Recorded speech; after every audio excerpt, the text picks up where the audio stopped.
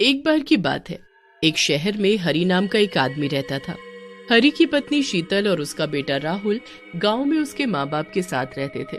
पर हरि शहर में एक फैक्ट्री में नौकरी किया करता था और वो शहर में ही एक किराए के घर में दूसरी मंजिल पर रहता था। पहली मंजिल पर उसके मकान मालिक जतिन और उसकी पत्नी जया रहते थे। पर फिर एक दिन शीतल छत पर कपड़े सुखा रही होती है और राहुल वहीं उसके पीछे खेल रहा होता है। मैं कपड़े सुखा रही हूँ, तुम यहीं खेलना, ठीक है? हाँ माँ। शीतल का ध्यान कपड़े सुखाने में होता है कि तभी पीछे से राहुल कब छज्जे पर आकर नीचे झांकने लगता है उसे पता ही नहीं लगता। राहुल का बैलेंस बिगड़ जाता है और वो छत से गिर जाता है। पहली मंजिल पर जया खड़ी होती है। उसके सामने राहुल ऊपर से गिरता हुआ नीचे सड़क पर जा गिरता है। जया उसे देखकर जोर से चिल्लाती है और भागते हुए नीचे जाती है, पर राहुल मर चुका होता है। हे भगवान, ये क्या हो गया? शीतल और हरि का अब क्या होगा? जया राहुल को उठाकर ऊपर ले आती है। शीतल ऊपर छत पर कपड़े सुखाने के बाद राहुल को देखने लगती है, पर वो वहां होता ही नहीं है। उसे अब तक इस बात का एहसास ही नहीं होता कि उसके बेटे के साथ क्या हुआ है। ये लड़का चलना क्या सीख गया है कि बस रुकता ही नहीं। अभी इसको डांटूंगी ना, तब समझ आएगी इसको। शीतल नीचे आती है तो उसके सामने जया उसके बच्चे राहुल की लाश खून में लथपथ जमीन पर रखी होती है। शीतल अपने बच्चे को ऐसे देख पागलों की तरह चिल्लाने लगती है। हाय हाय, मेरे बच्चे को क्या हुआ? मेरा बच्चा, मेरा राहुल, राहुल। शीतल, वो इस दुनिया में नहीं रहा, वो ऊपर से। नहीं नहीं, ऐसा नहीं हो सकता। तुमने मार दिया ना मेरे बच्चे को? हाँ, मार दिया ना? तुमने मार दिया ना मेरे बच्चे को? नहीं नहीं, मैंने तो इसको बचाया है। नहीं नहीं, तुमने मार दिया, तुमने मार दिया इसको। तुम जलती थी ना मेरे बच्चे को देखकर। तुम्हारे बच्चे नहीं है इसीलिए तुम जलती थी मुझसे। नहीं नहीं शीतल, ऐसा नहीं है। राहुल को तो मैं खुद बहुत प्यार करती थी। शीतल जया की एक नहीं सुनती और उसको बस यही लगता है कि जया ने चिढ़ की वजह से उसके राहुल को मार डाला, क्योंकि उसके खुद के बच्चे नहीं थे। जया बहुत कोशिश करती है पर शीतल समझने को तैयार ही नहीं होती। वो अपने बच्चे के गम में पागल सी हो जाती है और हर वक्त राहुल राहुल करती रहती है। वो राहुल के लिए इतनी पागल हो जाती है कि उसके बिना रह ही नहीं पाती और एक दिन अपनी जान दे देती है। हरि का तो जैसे सब कुछ खत्म हो चुका होता है। वो शहर छोड़कर वहां से हमेशा के लिए गांव में चला जाता है। कुछ समय बाद जया को पता चलता है कि वो भी माँ बनने वाली है। पर जया जब भी ऊपर मंजिल पर जाती उसे जैसे अजीब सा महसूस होता और उसकी तबीयत बिगड़ जाती। वो शीतल और राहुल की वजह से बहुत परेशान सी रहती है। अजी, आप दूसरी मंजिल पर ताला मार दो, मेरा तो ऊपर जाने का मन ही नहीं करता। बस राहुल और शीतल मेरी आंखों के आगे आते हैं। हाँ, वैसे भी तुम माँ बनने वाली हो तो तुम्हारे लिए ये सब स्ट्रेस लेना ठीक नहीं है। जतिन दूसरी मंजिल पर ताला लगा देता है।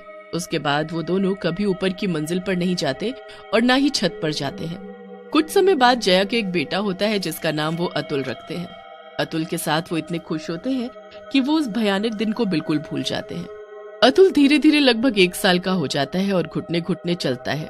एक दिन जब जतिन ऑफिस गया होता है और जया किचन में होती है तो अतुल अपने खिलौनों से बाहर कमरे में खेल रहा होता है। फिर उसको एक आवाज आती है, आजा आजा मेरा बेटा, अपनी माँ के पास आजा। अतुल उस चुड़ैल की तरफ देखता है और देखता ही रह जाता है। चुड़ैल उसे इशारा करते हुए अपने पीछे पीछे बुलाने लगती है और अतुल भी उसके पीछे पीछे चल देता है। चुड़ैल फिर ऊपर दूसरी मंजिल पर चढ़ने लगती है और अतुल भी उसके पीछे पीछे सीढ़ियां चढ़ने लगता है। उसके बाद वो चुड़ैल जादू से वहां का ताला खोलती है और अतुल को अंदर ले आती है। अंदर आने के बाद वो ताला फिर से बंद कर देती है। मेरा बच्चा मुझे मिल ही गया। तूने मुझसे मेरा बच्चा छीना था ना, देख मैंने कैसे तुझसे तेरा बच्चा छीन लिया और तुझे कभी पता नहीं चलेगा। अब ये मेरे पास रहेगा हमेशा मेरा बेटा बनकर। यहाँ चुड़ैल अतुल के साथ खेल रही होती है और नीचे जया अतुल को ढूंढ ढूंढ कर पूरा घर सर पर उठा लेती है। मेरा बच्चा कहाँ चला गया, मेरा बच्चा? जया घर के बाहर भी अतुल को ढूंढ लेती है और आस पड़ोस में भी सबसे पूछ लेती है, पर अतुल का कुछ पता नहीं चलता। उसके बाद वो जतिन को फोन करके बुलाती है। वो लोग अतुल को बहुत ढूंढते हैं पर अतुल कहीं नहीं मिलता। जया अपने बच्चे के लिए पागल सी हो जाती है। ऐसे ही 2 महीने निकल जाते हैं और फिर जया को पता चलता है कि वो फिर से माँ बनने वाली होती है। जया को इस बार भी लड़का होता है जिसका नाम वो रोहित रखती है। इस बार वो अपने बेटे का बहुत ध्यान रखती है। फिर एक दिन जब जया और जतिन सो रहे होते हैं और रोहित खेल रहा होता है तो वो चुड़ैल फिर से आती है। बेटा रोहित, मेरा बच्चा, आजा मेरे पास, अपनी माँ के पास आजा मेरे बच्चे। चुड़ैल को देख रोहित मुस्कुराने लगता है। चुड़ैल चुपके से रोहित के करीब आती है और उसे उठाकर वही दूसरी मंजिल पर ले जाती है। फिर वो अतुल और रोहित दोनों को अपने बच्चे की तरह खूब प्यार करती है। जब सुबह जया की आंख खुलती है और वो रोहित को बिस्तर पर नहीं देखती तो घबरा जाती है। अच्छी जल्दी उठो, उठो, देखो रोहित कहाँ गया। अरे यहीं होगा, नीचे उतर गया होगा। उसको उतरना ही नहीं आता। बस फिर दोनों जल्दी से उसे पूरे घर में ढूंढते हैं पर वो कहीं नहीं मिलता। बिल्कुल पहले की तरह रोहित का कभी पता नहीं चलता। उसके बाद जया फिर से मां बनती है और फिर से चुड़ैल उसके बच्चे को ले जाती है। जया और जतिन को कुछ समझ नहीं आ रहा होता कि उनके साथ ऐसा क्यों हो रहा है। फिर एक दिन जया को पता चलता है कि वो चौथी बार फिर से मां बनने वाली है। मैं मां नहीं बनना चाहती, मेरा बच्चा फिर से गायब हो जाएगा। मैं अब ये सब बर्दाश्त नहीं कर पाऊंगी। इस बार ऐसा कुछ भी नहीं होगा, मैं हूं ना। तुम मुझ पर विश्वास रखो जया, मुझ पर विश्वास रखो। जतिन की बात मानकर जया खुद को भरोसा दिलाती है। उसे लगता है इस बार उसका बच्चा कहीं गायब नहीं होगा, पर चुड़ैल मौका देखते ही उसके चौथे बच्चे को भी ले जाती है। मैंने बोला था ना, आप नहीं माने ना, देखो क्या हो गया, फिर से मेरा बच्चा गायब हो गया। मैं क्या करूंगी अब? ऐसा कैसे हो सकता है? आखिर ऐसा क्यों हो रहा है हमारे साथ? जतिन और जया अब हार मान चुके होते हैं। उनका तो जैसे सब कुछ खत्म हो चुका होता है। दोनों इतने दुखी हो चुके होते हैं कि बस उनको अब माँ बाप बनने की कोई उम्मीद ही नहीं रहती। यहाँ वो इतने ज्यादा दुखी होते हैं और ऊपर चुड़ैल उतनी ही खुशी से अपने बेटों के साथ रह रही होती है।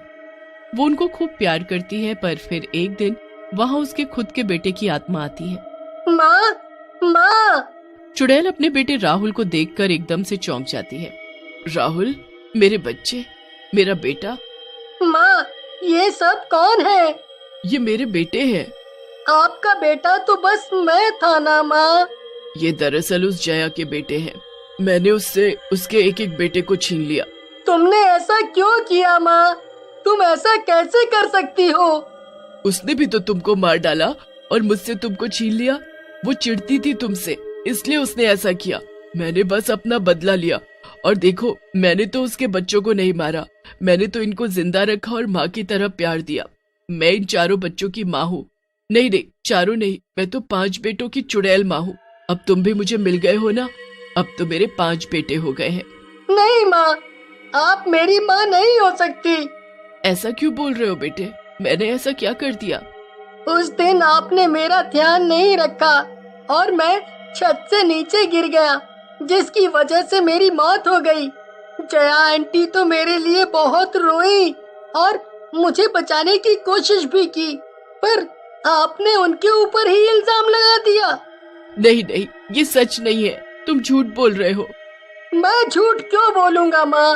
अगर उन्होंने मुझे मारा होता तो मैं खुद उनसे बदला लेता, पर उन्होंने ऐसा कुछ भी नहीं किया। वो तो बेचारी बिना कुछ किए सजा भुगत रही है, वो भी आपकी वजह से। आप गंदी माँ हो, बहुत गंदी। मैं जा रहा हूँ और कभी नहीं आऊंगा, कभी नहीं आऊंगा। नहीं बेटे, ऐसे मत बोलो, तुम मेरे पास रहो बेटा। आखिर असली बेटे तो तुम ही हो ना मेरे।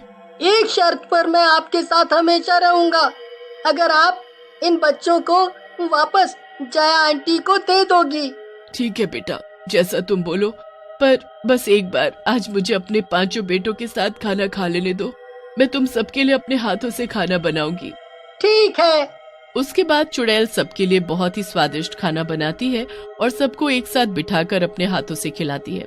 उसके बाद वो चारों बच्चों को आजाद कर देती है। वो जया के पास खुद जाती है और उसे सब कुछ बता देती है।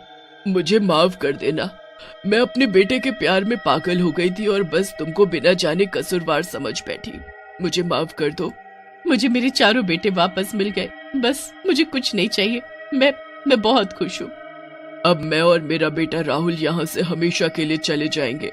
बस फिर चुड़ैल अपने बेटे राहुल के साथ वहाँ से चली जाती है।